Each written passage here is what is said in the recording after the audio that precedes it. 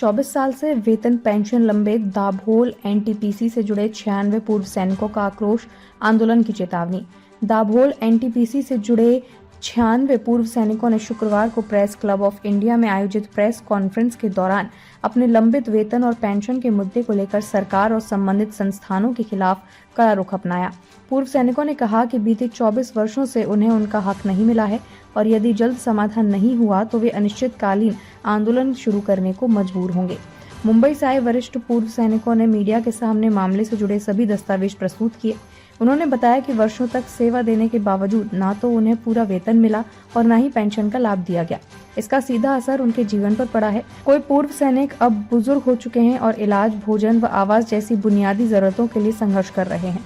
पूर्व सैनिकों ने कहा है कि जय हिंद जय जवान केवल नारा नहीं बल्कि उनकी पहचान है, लेकिन आज वही सैनिक अपने अधिकारों के लिए सड़कों पर उतरने को मजबूर हैं। वक्ताओं ने इसे व्यवस्था की गंभीर विफलता बताया है। प्रेस वार्ता के दौरान जब 24 वर्षों की पीड़ा सामने आई तो कई पूर्व सैनिक भावुक हो गए। उन्होंने प्रतीकात्मक रूप से प्रदर्शन करते हुए कहा कि अब उनके पास खोने के लिए कुछ भी नहीं बचा है।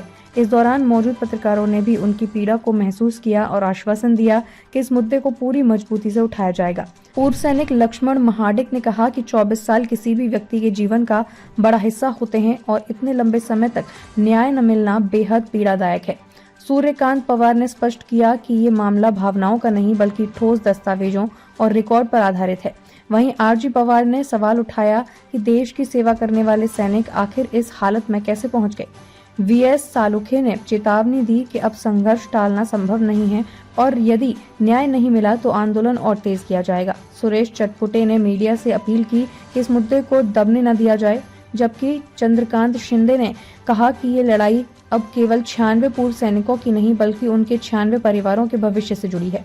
पूर्व सैनिकों ने ऐलान किया कि यदि तत्काल कार्यवाही नहीं हुई तो वे 27 और 28 दिसंबर को नई दिल्ली स्थित एनटीपीसी मुख्यालय स्कोप कॉम्प्लेक्स लोधी रोड के मुख्य गेट पर शांतिपूर्ण धरना देंगे। उन्होंने दोहराया कि उनकी मांगे पूरी तरह संवैधानिक और शांतिपूर्ण हैं, लेकिन 24 वर्षों की उपेक्षा ने उन्हें निर्णायक कदम उठाने के लिए मजबूर कर दिया है। नमस्कार। आज हम एक बहुत ही कह सकते हैं गंभीर मुद्दे को समझने की कोशिश करेंगे। ये कुछ पोस्टर्स हैं जो हमारे सामने हैं और ये कहानी बताते हैं कुछ पूर्व सैनिकों के संघर्ष की। ये एक लड़ाई है न्याय के लिए और ये लड़ी जा रही है एनटीपीसी के खिलाफ। तो चलिए देखते हैं कि आखिर पूरा मामला है क्या। तो देखिए, इन तस्वीरों में जो लोग दिख रहे हैं ये 96 पूर्व सैनिक हैं।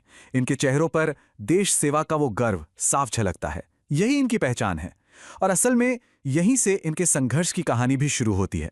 जय हिंद जय जवान, हम सब इस नारे से वाकिफ है, पर यहाँ ये सिर्फ एक नारा नहीं है, ये इन सैनिकों की पहचान है। ये उनकी देशभक्ति और जो सेवा उन्होंने देश के लिए दी है उसकी गवाही है। तो सवाल ये उठता है कि आखिर पूरा विवाद है क्या, इसकी जड़ कहाँ है। चलिए इनके मुख्य दावे को समझते हैं। तो ये पूरा मामला घूमता है 24 साल के इर्द गिर्द। 24 साल की सेवा, सोचिए किसी की भी जिंदगी का कितना बड़ा हिस्सा होता है ये। और देखिए, आरोप बिल्कुल सीधा और साफ है।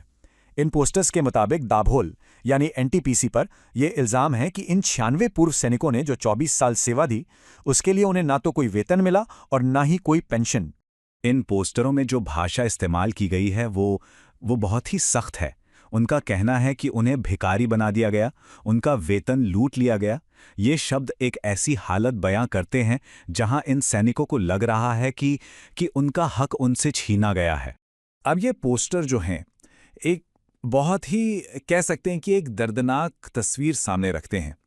एक तरफ इन सैनिकों का गौरव से भरा अतीत है और दूसरी तरफ आज के उनके मुश्किल हालात। देखिए, एक तरफ उन्हें हर युद्ध जीतने वाले कहकर सम्मान दिया जा रहा है। ये उनकी बहादुरी, उनकी सेवा को एक सलाम है। ये उनके उस शानदार अतीत की याद दिलाता है। और फिर उसी गौरवशाली अतीत के बिल्कुल उलट तस्वीर का दूसरा पहलू है। आज की हकीकत ये है कि वो लोग रोटी, कपड़ा, मकान और दवा जैसी बुनियादी चीज़ों के लिए तरस रहे हैं। ये जो फर्क है ना, ये बहुत ही चौंकाने वाला है। और यही सवाल इन पोस्टरों पर सीधे सीधे पूछा गया है। भारत के हीरो सैनिक सड़कों पर क्यों? ये एक ऐसा सवाल है जो उनकी पूरी पीड़ा को एक लाइन में समेट देता है। और सच कहें तो ये सवाल सिर्फ उनका नहीं है, ये हम सबके लिए है। तो इस स्थिति से लड़ने के लिए इन पूर्व सैनिकों ने अब एक ठोस कदम उठाने का फैसला कर लिया है। उनकी योजना क्या है? वो दिल्ली में 2 बड़े कार्यक्रम करने वाले हैं। पहला, दिसंबर 2025 में प्रेस क्लब ऑफ इंडिया में एक प्रेस कॉन्फ्रेंस, और उसके ठीक बाद एनटीपीसी हेडक्वार्टर के सामने एक अनिश्चितकालीन धरना। और उनके शब्दों पर गौर कीजिए, आखिरी चेतावनी, अब की बार न्याय या जंग। ये सिर्फ एक नारा नहीं है, ये उनका पक्का इरादा दिखाता है। साफ है कि वो इस बार पीछे हटने के मूड में बिल्कुल नहीं है। तो अपने इस विरोध प्रदर्शन के अलावा ये पूर्व सैनिक अब आम जनता से भी मदद की अपील कर रहे हैं। उनकी एक बहुत बड़ी अपील मीडिया से है, चाहे वो प्रिंट मीडिया हो, इलेक्ट्रॉनिक हो या डिजिटल। वो रिपोर्टर्स, एडिटर्स, फोटोग्राफर्स सबसे गुजारिश कर रहे हैं कि उनकी कहानी को कवर किया जाए ताकि उनकी आवाज़ सब तक पहुंच सके। असल में वो चाहते हैं कि उनके इस संदेश को फैलाने में मदद की जाए। वो ये पक्का करना चाहते हैं कि न्याय के लिए उनकी जो पुकार है वो अनसुनी न रह जाए। ये चेहरे जो हम देख रहे हैं, ये उनके इसी सामूहिक संघर्ष की पहचान है। और आखिर में ये पोस्टर एक सीधी सी अपील करते हैं, आइए इन वीरों की आवाज़ बने। ये बस एक अपील नहीं है, ये एक सवाल भी छोड़ जाता है। सोचिए, जब देश की रक्षा करने वालों को ही न्याय के लिए सड़कों पर आना पड़े, तो एक समाज के तौर पर हमारी क्या जिम्मेदारी बनती है? रुस्तमे-हिंद सत्य, निष्पक्ष और निर्भीक पत्रकारिता का प्रतीक। हमारा संकल्प, आपके अधिकार, आपकी आवाज। ताज़ा खबरें, गहन विश्लेषण और दिल को छूने वाली कहानियाँ जो जागरूकता जगाएं और बदलाव की प्रेरणा दें। रुस्तमे-हिंद के साथ हर पल रहें अपडेटेड। हमारे परिवार का हिस्सा बने। सब्सक्राइब करें, कोई खबर ना छूटे। चैनल को सब्सक्राइब करें, नोटिफिकेशन ऑन करें, ब्रेकिंग न्यूज की तुरंत खबर ज्वाइन करें, खास कवरेज का हिस्सा बने। कमेंट, लाइक, शेयर, अपनी राय साझा करें, सच्चाई को फैलाएं। हमें फॉलो करें, YouTube, Facebook, Instagram, LinkedIn, x और वेबसाइट है रहnews.com। आइए सच्चाई और जागरूकता की यात्रा में साथ चलें।